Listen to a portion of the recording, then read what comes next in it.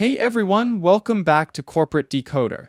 Today we're diving into the annual report of Western Asset Long Credit VIT, and let me tell you, deciphering this thing is like trying to understand why your grandma keeps forwarding those chain emails. It's complex, but we'll break it down.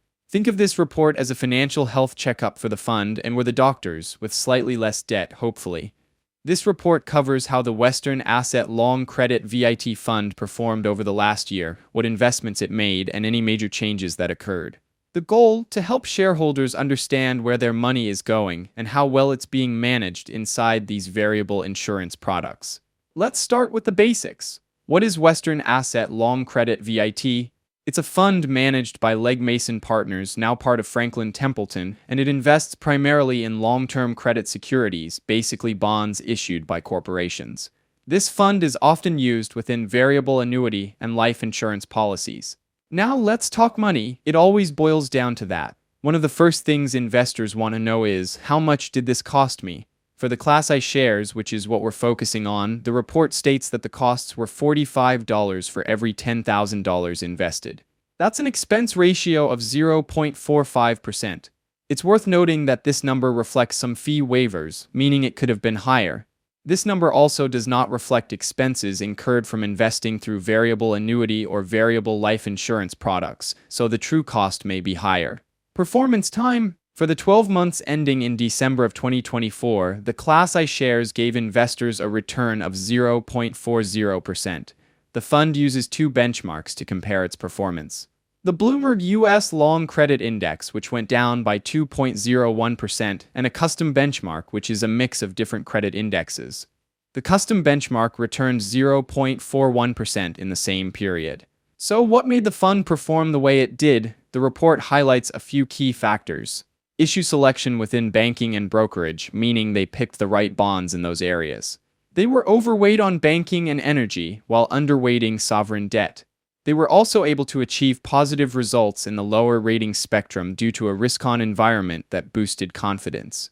Not all was rosy, there were some drags. The fund's overweight duration positioning hurt as yields rose throughout the year. Also, issue selection within capital goods were the main things that hurt performance in 2024. The fund used Treasury futures to manage its risk and yield curve positioning, however it was not effective and detracted performance. It's important to remember the fund's performance in the past does not mean it'll perform the same in the future. And like we said previously, these numbers don't factor in taxes. Looking at the returns since the Class I shares became available in May of 2023, we can see that the average annual return was 1.94%. Compared to the Bloomberg U.S. Aggregate Index at 1.89% and the custom benchmark at 2.91%. As of the end of December 2024, the fund had total net assets of around $218.7 million. There were 891 holdings in the portfolio, and the portfolio turnover rate was 77%, meaning the fund replaced a large amount of its holdings during the year. Where was the money actually invested? Corporate bonds and notes make up the bulk, about 84.7% of the portfolio. Looking deeper into the portfolio, we see 27.6% in financials, 11.4% in energy, 9.9% in communications, and 6.7% in consumer discretionary. It's not just about performance and holdings, though. Changes in management can be a key factor as well. The report mentions a change in the portfolio management team that went into effect in March 2024. Another change is happening in January 2025, so you can keep up to date on the fund by reading the prospectus, any supplements, and next prospectus by May 1, 2025. Switching gears a bit, the report includes some legal and regulatory disclosures. One key thing is that the fund has adopted a code of ethics for its principal officers, ensuring they're acting responsibly. The fund also discloses information about its accounting firm, PricewaterhouseCoopers. Audit fees totaled about $146,739 in 2024, with an additional $30,000 for tax services. The audit committee has to pre-approve any non-audit services to make sure there's no conflict of interest. Finally, it's signed off by the officers, confirming the accuracy of the report. So, what does all this mean? Time for the fun part. While it can be tricky to give a solid recommendation, here's my take. Western Asset Long Credit VIT seems like it's navigating a complex market environment reasonably well. The returns are positive but not spectacular, and the costs are relatively low.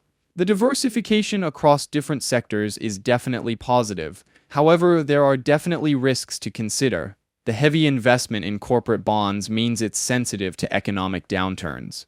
Also, changes in interest rates can hurt the fund's performance, and the Treasury futures utilization was not effective. Overall, this fund might be a decent option for investors looking for fixed income within a variable annuity or life insurance product, but make sure you understand the risks involved and you consult a professional before making investment decisions.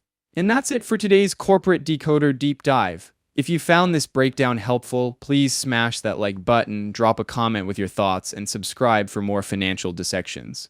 Until next time, stay informed, stay invested, and don't let your grandma pick your stocks.